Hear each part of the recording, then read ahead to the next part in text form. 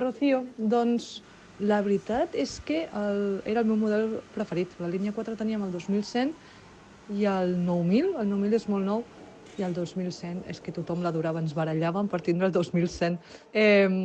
I sempre fèiem bromes perquè anava superbé. Era un tren que era com super còmode de conduir, estava tot tancat, per tant no tenies a la gent tota l'estona allà mirant-te què feies, i era menys elèctric, era més mecànic, per tant reaccionava superbé. A la mínima que acceleraves, accelerava, a la mínima que frenaves, frenava. Era com mai s'espatllava, mai s'espatllava. En canvi, els només tota l'estona s'espatllaven.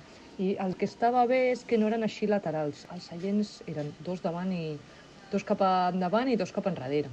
Eren els millors. Després van començar cada cop a treure'ls i era merda.